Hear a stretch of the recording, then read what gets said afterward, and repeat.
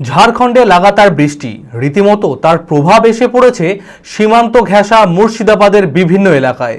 মুর্শিদাবাদের সুতি থানা এলাকার একাধিক গ্রাম পঞ্চায়েত কার্যত জলমগ্ন। সবচেয়ে বেশি ক্ষতিগ্রস্ত সুতি ১ নম্বর ব্লকের উমরাপুর, বহুতালি ও হাড়ুয়া গ্রাম পঞ্চায়েতের বিভিন্ন অংশ। জানা গিয়েছে পাহাড়ি এলাকার জল মুরারই ও বাসলয় হয়ে প্রবেশ করছে নিচু এলাকায়, ফলে ব্যাহত হচ্ছে স্বাভাবিক জনজীবন।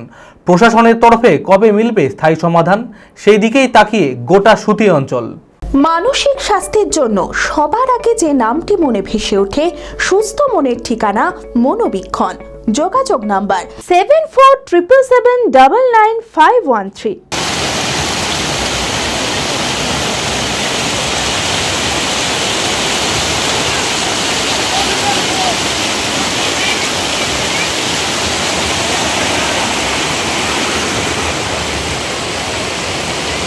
বৃষ্টি পড়লেই ভেসে যায় নিচু এলাকা। পুরনো সেই চিত্রই ফের দেখা গেল মুর্শিদাবাদের সুতিতে।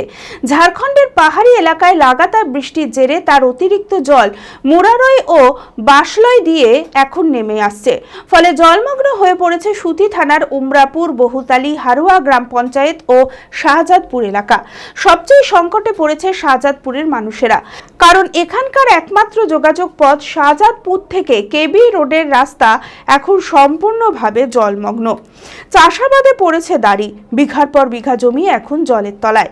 এই রাস্তা কিছুদিন আগেই হয়েছে, রাস্তার মান খুব খারাপ ছিল, কিন্তু এই রাস্তাটা ডুবে গেছে। কিন্তু এই রাস্তাটা ডুবার একটা মুখ্যম কারণ হচ্ছে, আমি কালকে বিডিও সাহেবকেও ছবি পাঠিয়েছি এবং আমাদের সুতি থানার ওসিকেও ছবি পাঠিয়েছি।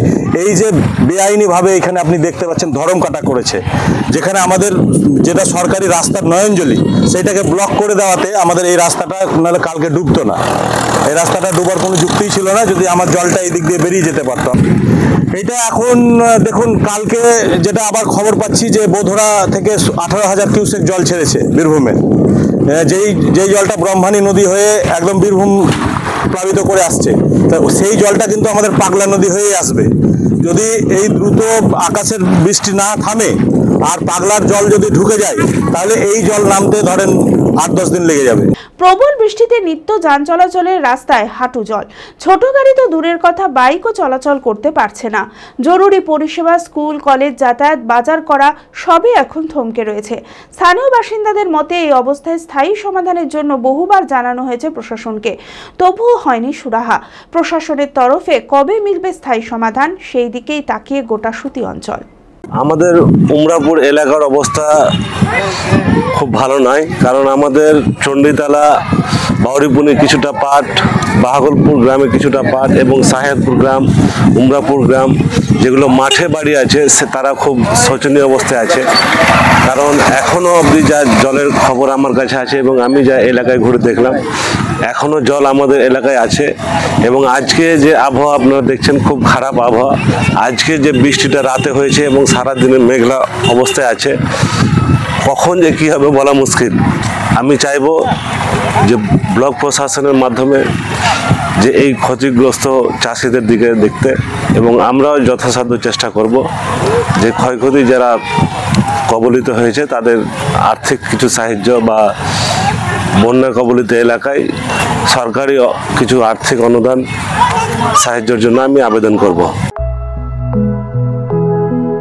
নিট 2025-এ অভাবনীয় সাফল্য জেড একাডেমির। চমকপ্রদ র্যাঙ্ক জেড একাডেমির ছাত্রছাত্রীদের।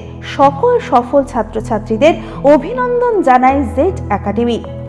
পরবর্তী নিট পরীক্ষায় সফল হতে আজই আসুন। আমাদের সুবিধা digital classroom, 24 hours CCTV camera, ছেলে ও মেয়েদের পৃথক ক্লাসরুম ও হোস্টেল, নিয়মিত DPP, problem solving and doubt clearing class, কলকাতার অভিজ্ঞ শিক্ষক মণ্ডলী, স্বাস্থ্যসম্মত রুচিশীল খাবার, নিট বেসিস পড়াশোনা, কালচারাল অ্যাক্টিভিটি, গেস্ট টিচার দ্বারা মোটিভেশন ক্লাস, সবুজে ঘেরা পরিবেশে 24 ঘন্টা বিশুদ্ধ জল ও বিদ্যুৎ পরিষেবা। বিশদে জানতে যোগাযোগ করুন জেড একাডেমি, সারকাছি রামকৃষ্ণ মিশনের সন্নিকটে, বহরমপুর, মুর্শিদাবাদ। Mobile number 9836187795।